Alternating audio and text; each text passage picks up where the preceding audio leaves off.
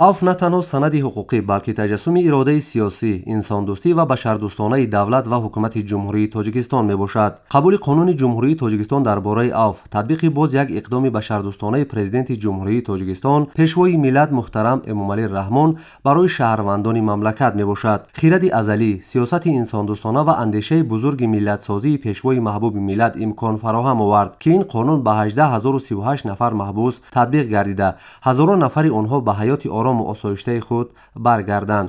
ин навбат дар асоси қонуни ҷумҳурии Тоҷикистон дар бораи аф нисбат ба 515 нафар зан, ки дар муассисаи тарбиявии 3 каср 8 сараёсати иҷрои ҷазои ҷиноятии Вазорати Адлияи Ҷумҳурии Тоҷикистон воқеъ дар шаҳри Норак адои ҷазо менамуданд, татбиқ гардид.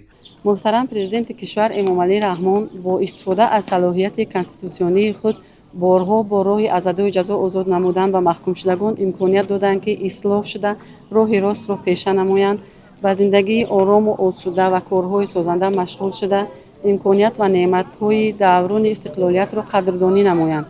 صبح امروز در اساس قانون جمهوری تاجیکستان درباره اف از زندان زنانه شهر نورک 296 زن از ادامه اجرای جزا آزاد گردیدند که از آنها 4 نفر شهروند خارجی، 3 کس دیگر نابالغ میباشد. همزمان مهلت جزای ادانه گردیده 219 نفر محبوسان این مؤسسه کم کرده شد. نفرانی که امروز از این مؤسسه آزاد شدند، تشبث انسان پرورانه پیشوای ملت محترم امامعلی رحمان را نمونه عالی بشردوستی ارزیابی کرده با اشک شادی سپاس و منتداری خویش را بیان کردند.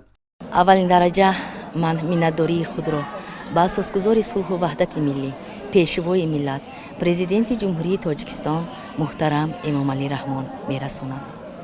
بعداً همین را قید کردنیم که نه اینکه زنهایی که در آزادی هستند بلکه زنهایی که در مؤسسه اصلاحی قرار دارند تحت نظارت، غمخواری و دستگیری های بی‌واسطه پیشوای معظم ملت قرار دارند. چشم دولت نیکبین است. دولت صاحب دارد. دولت پرزیدنت دارد.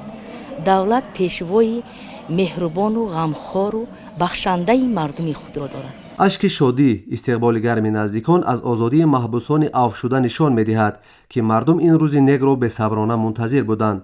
محبوسان منتظر برآمدن به آزادی، نزدیکان آنها انتظاری در آزادی دیدن پیوندان خود. از اقدام بشردوستانه پیشوای معظم ملت بسیار شاد بوده. خوشبختیم که به نزد فرزندانمون برمیگردیم. از کرده خود صدقاً پشیمان هستیم. این اقدام بشردوستانه به هزارها شهروندان امکانیت می‌دهد که صحیفه نو زندگی خود را در فضای وحدت، صلح و ثبات و آرامی جمهوری آغاز نمایند.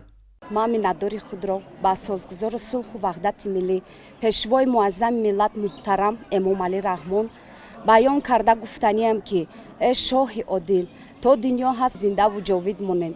ما زنان و مادران زندانیا را آزاد کردین. ما فخر میکنیم که پدر ملت غمخوار داریم. دختر خودم را امروز قبول کردم.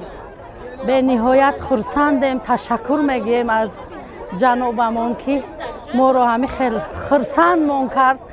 به نهایت در شرایط تاجیکستان صاحب استقلال که امروز در فضای صلح و وحدت و ثبات سیاسی به سوی رشد استوار قدم می‌گذارد، هر یک شهروندی با ننگ و ناموس وظیفه‌دار است که در آبادانی و پیشرفت وطن عزیزمان سهم ارزنده خود را گذارد. محض با چنین نیت‌های نیک شخصانی از جوابگری و ادای جزا آزاد شدن نیز باید این فرصت نادر را همچون آغاز مرحله نو زندگی قبول نموده با افکار عاقلانه، رفتار نمونوی، احترام به ارزش‌های حقوقی و قانونیت، اینچنین مهنت صافدلانه و سازنده به جامعه ثابت سازند که آنها به باوری دولت سزاوار می باشند.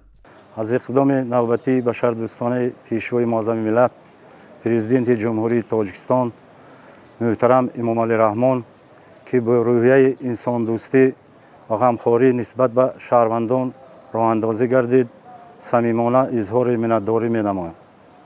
این بخشایش بشردوستانه برای ما امکان از نو آغاز کردن زندگی، اصلاح خطاگی‌های گذشته و بازگشت به آغوش گرم عائله و جامعه را فراهم می‌آورد. پیشوای ملت پرزیدنت محبوب کشور محترم امامعلی رحمان من را در قطار هزارها نفر محکوم شدگان دیگر عفو نمودند. من بعد به چنین عملها راه نداده با یک نگاه نو و نیت نیک زندگی خود را در حلقه عائله‌ام آغاز نموده در خدمت پدر و مادر و وطن عزیزم باشم. در پشت دروازه مؤسسه اصلاحی بین ازدحام چشم انتظار مادر با چشمان پر از امید هر لحظه را با تپش دل می شمارد. дастонаш беихтиёр ба ҳам гиреҳ мехӯранд, аммо нигоҳаш аз дарвоза канда намешавад. солҳо интизорӣ, шабҳои пур аз орзуи дидори фарзанд имрӯз ба воқеият табдил ёфт. руқия собирова чун дигар волидайн ва наздикону пайвандони озодшавандагон аз субҳи содиқ ба пешвози ҷигарбандаш омада фурсати бисёр ҳасосу фараҳбахш ба озодӣ рухсат шудани фарзандашро интизорӣ кашид. ӯ аз хурсандӣ ашки шодӣ рехт ва дар ҷавоб ба иқдоми беназири инсондӯстонаи сарвари маҳбуби давлат муҳтарам Эмомалӣ Раҳмон чунин иброз дошт. ҳамаи ҷаноби мора дастгирӣ кард, мора хурсанд кард. худованд хурсандаш куна, парвардигор садсолаш куна, умри дирозаш бития, тани сиҳаташ бития, бедардиш бития, беғамиш бития.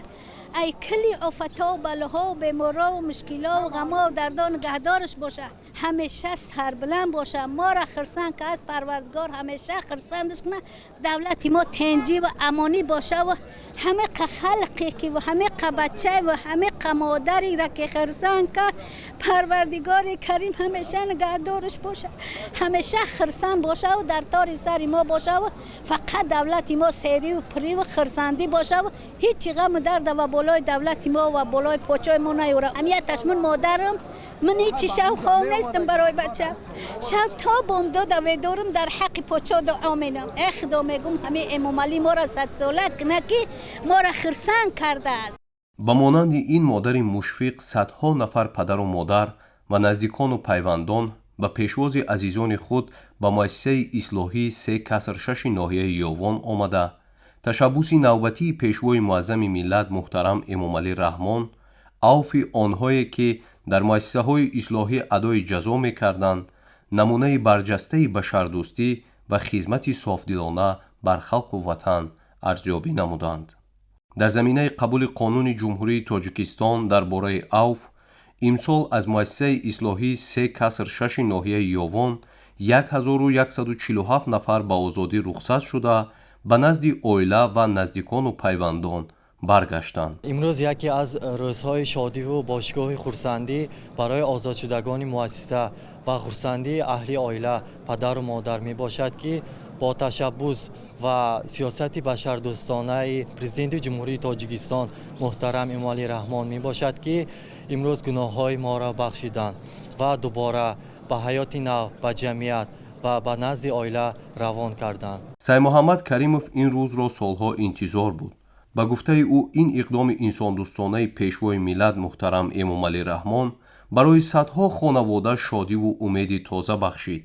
имрӯз барои хонаводаи онҳое ки озод шуданд рӯзи фаромӯшнашаванда аст, зеро онҳо имкони дубора оғоз кардани зиндагии шоиста ва хизмати содиқона ба ҷомеаро пайдо карданд. имрӯз хурсандии мо ҳадду канор надорад, зеро бо иқдоми неку ғамхориҳои падаронаву инсондӯстонаи роҳбарияти олии кишвар, президенти ҷумҳурии Тоҷикистон муҳтарам Эмомалӣ Раҳмон бо мураттаб ва ба имзо расонидани қонун дар бораи аф гуноҳони мо маҳкумшудагонро бахшиданду моро дубора ба ҳаёти озоду осоишта муносиб донистанд. татбиқи санади авф на танҳо ба озод шудани маҳкумшудагон мусоидат мекунад, балки барои муттаҳид гардидани оилаҳо, таҳкими меҳру муҳаббат ва бозгашти шаҳрвандон ба зиндагии осоишта заминаи мусоид фароҳам меорад.